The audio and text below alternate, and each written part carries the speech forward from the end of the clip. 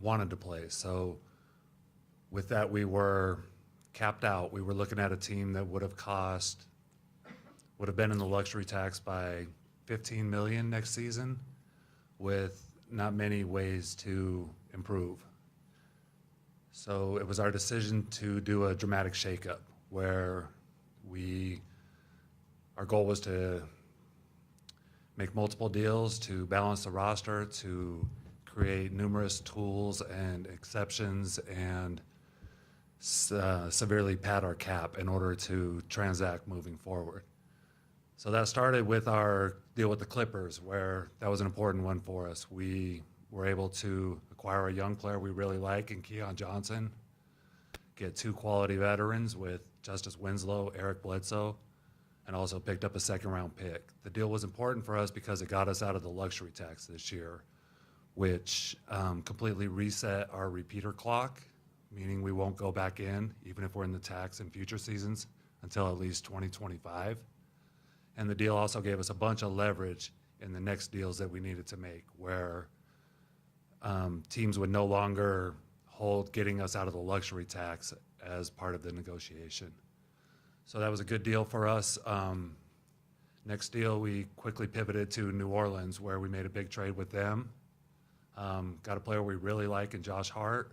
Got a couple of good young players, including one that's still here, Didi Ludauza. Picked up a first-round pick that has a chance to be a lottery pick. Couple second-rounders, created a big $21 million trade exception, and severely padded our books this season and beyond.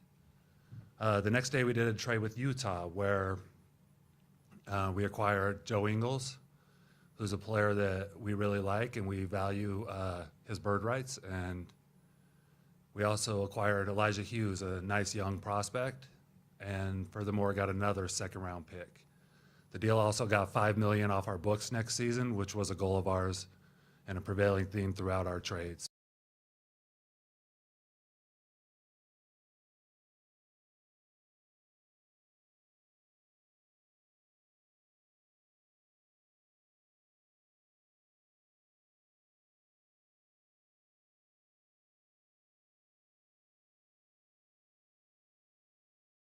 Ourselves that opportunity. We have a bunch of different tools. We can be a cap room team, we can be a trade exception team, we can be a mid-level team. We have numerous ways to acquire high-end talent, specifically players that can earn more than the mid-level. So we feel like we're in a good position to build a roster that fits the way Chauncey wants to play, to create an identity here where we're defending and playing together, really similar to the team that we saw last night. So now we have a bit of a blank slate, and now, you know, we did a lot of work the last few weeks, and tearing it down is a lot easier than building it up. So now our challenge is to build it up. Questions? Joe said you wanted to balance the roster, but it still looks really weighted with the guards. Can you explain how it felt like you balanced it? Balance it for next season. So all these transactions the last, let's say, 10 days were focused on next season's roster. This season, it's still unbalanced, but part of this is injuries and guys will be coming back and whatnot. And our full intention, though, is what does next season's roster look like? And we feel like that one will be much more balanced. How long is your ultimate big picture plan going to take, and how involved has Damian Lillard been? Is he on board, or is he taking a wait-and-see approach? Don't know yet how long it'll take. The goal is the sooner the better. We want to be competitive. We want to come out and play and win ball games right away. Sometimes it doesn't break that way, but our goal is to be aggressive this spring and summer and put together a really competitive roster right out of the gate. Damian's he's been great. We've been communicating. He communicates with Chauncey and I constantly, and he's fully caught up with what our plans are and were, and is very integral to, you know, discussions that we have. Joe, it's come along pretty quickly. Has it come along quicker than you thought, or pretty much how you thought it was going to go? Yeah. The shake portion of it went a little quicker than I thought. I thought some of it might carry over into the summer. Sometimes you just don't find the deals that are there that make sense, and you obviously, try to maximize each individual deal. So I thought there might be a few parts of our shakeup that weren't complete going into the summer, but we were able to basically accomplish all of our goals in those 3 transactions. Joe, you talked about the different options. It could be a cap room, trade exception. Have you done any intel on that? Because cap room generally hasn't been a great way for Portland to go. So are you confident that the trade exception you have options? Yes, and cap room isn't just in free agency. For free agents like signings, you can also use it for trades as well. So really the cap room for us is a way to have the optionality in order to go above the $21 million trade exception. So we have the trade exception that you can either trade and acquire players with, or you can sign and trade free agents into. The cap room just gives us another vehicle to increase on that 21 million. So if we need to get to a $30 million number, we can back out further with the cap room, even in a trade. So that's one thought. And then as far as free agency goes, we're confident that we can go out and be competitive in our recruiting. I think with Chauncey Billups, me and Lillard, myself, I think that we will get in meetings and we will paint a very good picture of this organization in this city, and we're not going to run from after players that we think make sense here. You mentioned about kind of wanting to play different style of basketball. So Chauncey, how have you felt these deals help you play the brand of basketball you feel like you want to play? Yeah, I think it's the retool, which is what we feel it is. I think it's already in full effect. You look at some of the deals that we've made. I think you guys are all kind of familiar with how I've been, what I kind of like to see on the floor in terms of just playing together and just being competitive. I love competitors. It's a big thing. I think all the best teams in the league are heavily loaded with competitors. And so you look at what we've done over the last week or so, and we've already started that ball rolling. Josh Hart is the ultimate competitor, in the game. He competes on both ends of the floor. Eric Bledsoe, who I'm very familiar with, competitor, can really guard, can really get downhill. Justice Winslow, we've seen him the last few games. He's picking up LeBron James full court, making it tough on him, competitor. So I think we're off to a good start. I'm very, very happy. I think Joe has done an incredible job in the short amount of time that he's had. I think we set a record for trading the most players, at the deadline. And it's all about what makes sense. He's not just making moves to make moves. It makes sense. So I'm happy with where we are. He and I are very aligned. In fact, all 3 of us are all aligned on what we want it to look like, and our ultimate goals. So I'm very happy about that. Obviously, you made moves to create flexibility, but a lot of fans are freaking out because they thought you could have done better with Powell and CJ. So my question is, was there attempts made to try and get the players that you want for Powell and CJ before you made the decision to try and create flexibility instead? We had a bunch of different options on the table. There was, when you're looking at building the next team roster, eventually we're going to take on money, whether it was at this trade deadline or this summer. So if the player made sense for us, yeah, we were looking for more lateral kind of trades, whereas similar level talent, maybe a different kind of position. The way the marketplace shaped up, those were just the best deals that we could find. And both ended up being more of the young player and asset route. That wasn't necessarily intentional. It was just the best deal that we ran into. John? I guess this one would be for Dewayne. Is there still a search ongoing for a general manager, or is the job pretty much Joe's at this point? Yeah, I mean, ownership's still in process of doing an equitable search for Joe's for this role. Joe's obviously a candidate for it and has obviously the keys to do what he needs to do for it. So, yeah. Dwayne, when is the date for season ticket renewals? That's a good question. So, in being aligned with all of these guys, we were originally set to launch the beginning of renewal February 1st, and just knowing that things could change at the deadline, we really wanted fans to have a chance to look at what the team was going to look like post-deadline to be able to make that decision. So, renewal will launch on March 1st. And then Joe, can you speak to kind of what Aaron asked? I mean, it's hard for fans to look at these quality players going out and not really get an equal return. Obviously, there's a grander plan. Yeah. How do you sell them on that? Initially, our sell is the assets that we got. So, you know, some picks, some young guys. The flexibility is a tougher sell. That is you got to put your money where your mouth is. And so we just need time on that. We've got to get into the spring and summer to do so. We tried the last few days to get, going on that to where we were really active pursuing higher end talent. Just nothing panned out this time. But we just have to be a little patient as to what the approach is this summer.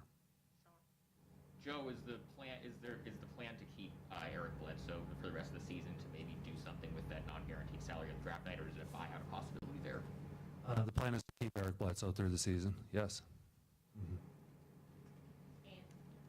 Chauncey, with this kind of massive turnover going forward for the rest of this season at least, is your approach to kind of keep it simple with the players with the intention of like kind of implementing your vision more toward next season? No. I started the season off trying to implement my vision, and I'm going to finish trying to do the same thing. It really, to me, in terms of, our culture and our identity that we're trying to build, it doesn't really matter who's on the floor. We have to play that way. I think, honestly, our young guys are doing a really good job of it, in all honesty. So I'll continue doing the best job I can do, and trying to teach, trying to develop. And again, like I said, it's not just these guys' development, it's me too. I'm developing as a coach. I'm still a young coach, so I make mistakes every game. I watch it after the game. I try to do better the next time. So this is all me too, So I'll continue just trying to, I believe in what I believe in as a coach and what I think wins in this game and in this league, and I'll keep trying to teach that. What was the tipping point for you guys that caused you to say, okay, we got to reset this thing?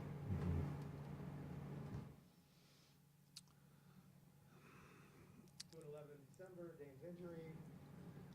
I mean, Dame's injury and just Dame's continued struggles with that injury even prior. You knew that eventually there was going to have to be some sort of resolution for it. I think even before that, though, we knew that we weren't playing the quality of ball that we had hoped we would, and that it just wasn't working. So, we were patient with it because sometimes, teams go through, dry spells or losing streaks and struggles, but it was just the makeup and mentality of the team just wasn't quite where we thought it would be, and then certain things answer themselves, like cap-wise, we were in trouble, We had kind of pushed all our chips in on that roster, and it was very apparent that we were going to be stuck very soon. So the thought was, okay, let's get ahead of this and let's back out of it. And what's the plan with Nurkic? Well, he's going to be a free agent, so I can't get into those discussions about that, but sure. Question for Joe. Can you give us some insight internally into the CJ McCollum deal from the standpoint of the conversations that you had with CJ? I mean, being such an important part of this organization for so long, what was that like talking with Dame and trying to keep the family together? Because a decision like that could really, upset your star player as well. Yeah. It's not easy, and a thank you to CJ McCollum, who was awesome for these 9 years, one of the greatest trailblazers ever. We're going to miss him. Throughout this process, we had been talking, let's say, for the last 4 or 5 weeks, or thinking about, making changes. And we felt the best approach was to be very upfront and honest with CJ and work with him and his agency on finding the best place for him. That's not always practical, and you can't do that with every player, but to us, CJ was the type of player and person that warranted that opportunity to, choose a spot that was, a great basketball situation for him. So, just over the weeks, we just really communicated, myself and him and his agency, and just constantly bounced teams off of each other and worked through situations. And, it ended up to where it made sense for all of us. And New Orleans was a place that he thought was a great fit for him. And we were lucky enough to find a package that made sense for us as well. So it was really important to the Trailblazers that CJ and that he separated from us on good terms, and we think that happened. And it's an important part of a deal that isn't included in it, but it matters a lot to us. And I know that we have a friend for life in CJ, and that's important. I'm going to take a question from the Zoom. Christos?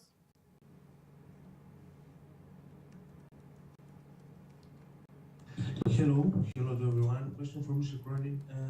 How excited you are, how confident you are about the future of that group and the progress that players like Anferny, Nasir, Blevins, CJ this season as the games goes on so far? Extremely excited.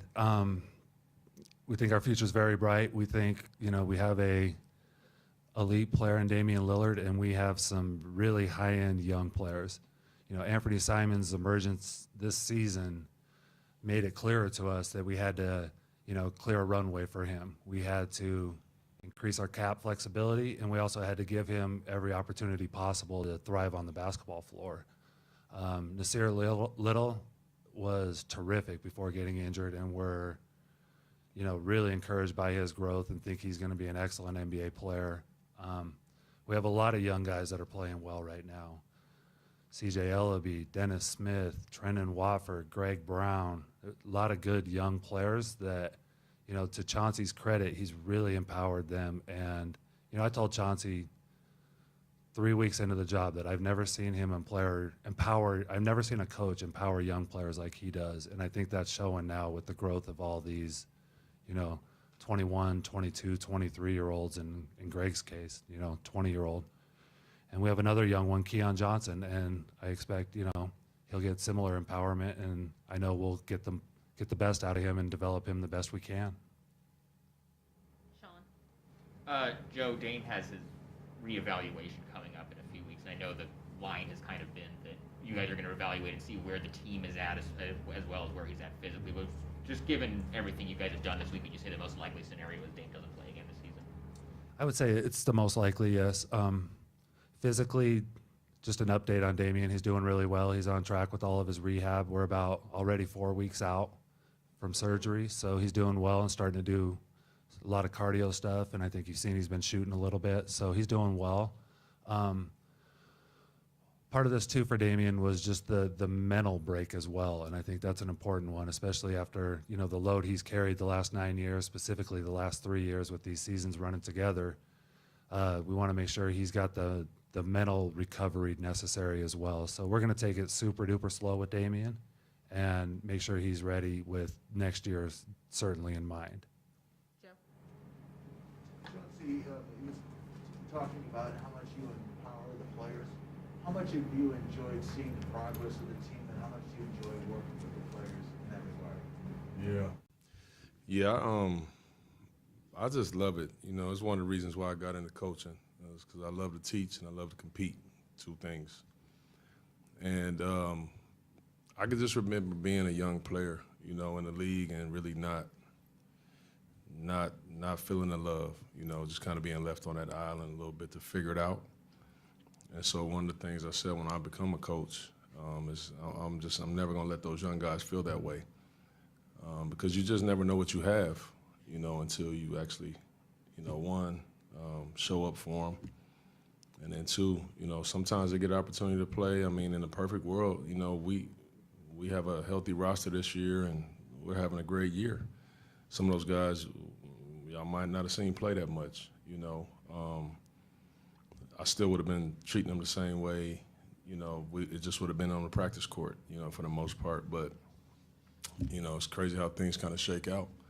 And they get an opportunity to play and play with some confidence like they once did before they got to this level, before they, like, was at the bottom of the mountain. You know, these guys have been the best player on their teams forever until they got here. And there's a mental component that comes with that. There's a confidence, you know, a blow to the confidence that comes with that they just need, you know, to kind of get back going. And it's not just me, man, the staff. I mean, our staff is just so strong, you know, as far as that's concerned too. So we're doing a good job as a whole, you know, just, like you said, just empowering them. And you need to do that just to see what you actually have. Go to Casey, then we'll go to Jason. Joe, I don't know if this is something you can answer, but like, could you put a percentage on how far along you feel like you are in terms of building this team where you want it to be? Percentage-wise, it's tough, you know, and it's always it's a constant thing, and often you can't accomplish all of your goals in one off season. You know, like, so right now, you know, we've created this flexibility we plan to use, but sometimes you'll need multiple off seasons to completely fine tune. You know, you just need all those different sets of exceptions and, you know, trade potential things and draft picks coming through and all these things. But I feel like this was a major step for us to where, you know, the self-awareness portion was important for us, saying, hey, this isn't the one, we need to make a difference, or we need to make a big adjustment here. So I think mentally for us, it's a huge percentage of it. But as far as the work that's left to be done, I would say that, you know, the bulk of the work still remains. You know, the hard part begins here. Joe, just to clarify, you kind of went big game hunting today, a little bit. Yeah, and, you know, this week specifically, once we knew, or thought we knew some of the pieces and picks and stuff that we were going to attain. So yeah, did our due diligence, made a bunch of different calls, made some offers, and nothing worked out this time. But some of these teams we'll circle back to in the spring and summertime, and other opportunities will emerge in between now and then as well. So was it more of you didn't want to give up your draft picks or players, or just didn't? Yeah, just the negotiations just didn't get to a point where it made sense for both sides at this moment. It almost seems like you guys have two plans going on side by side. One, rebuild around Dame, if you can get vets, make some key trades like you just talked about, big fish. But at the same time, with Ant, Nasir, Keon Johnson, 2 lottery picks potentially, you can also shift to going completely young and just starting over. Is that sort of how you're tracking this? Like, you have these options? And just really just a general thought of getting as talented as possible. You know, it's to win in this league, you got to have really good players, you know, where we have the style of play we want to achieve and this mentality that's really important to us. But at the same time, we need these players to be, you know, high-end talent. So, you know, we also want this roster to be sustainable, that it's not a, you know, 2-year wonder. We want this roster to grow and be continually competitive. And, you know, sometimes you have to consolidate and aggregate stuff together to, you know, really push your chips in. But at this moment, it does give us some flexibility to, you know, both develop and compete at the same time. Joe, sort of speaking to what Aaron was just asking you about, like, depending on where your own pick falls in the lottery, are you kind of thinking, you know, you would try to go take, you know, someone young there and develop them, or would you potentially use that pick to really, you know, have a big asset to trade for with somebody who's a little bit maybe more on Dame's, you know, timeline? Yeah, it's something that you go through in the draft process. Like, I would say we're open-minded to both, like whether it's draft the player and keep him, or take that pick and see what we can get in the marketplace. But that's where the draft evaluation process comes in. It's like, okay, let's dig in and see exactly what we think we're getting at pick X. And then you make a decision, you know, and you weigh that against what you're able to attain with that said pick. Any more questions here? One of the issues with the Dame-CJ backcourt was defensively. Do you envision the same issue with a Dame-Ant backcourt, or do you envision vision of someone else starting with Dame and Ant comes off the bench, or do you just think Ant's going to blossom into a great defender? Is that for me? Is that for me? Yeah. I think there was more issues than that. Let me just say that, you know. I just didn't think it was enough defensive players, period, on the team. Because a lot of times it's not just about the schemes, you know. It's about the personnel. And it was just a great offensive unit. That's just how it was built, and it was elite at that. Let's not get that twisted. It was elite, but it just wasn't enough defensive players. So it wasn't just the Dame and CJ combination. And I think going forward, you know, with Ant, I mean, I've really challenged Ant in ways as a young player. And I think he's making a lot of strides from a defensive standpoint. But when you talk about the possibilities, you know, that could happen with what we can do as far as structuring the team, I think there's other things that hopefully we do, you know, that make sure that we protect everybody defensively, and we have a really good team defensive unit, you know. Because you really can count on one hand, man, where there's just lockdown one-on-one defenders in our league, maybe 1.5. It's all about the team defense, you know. It's all about who you have around, you know, these guys. So I don't really look at it like an individual thing like that. It's more the entire team. Any more questions? Thanks, guys. Thank you, everyone. All right, thanks. Thanks.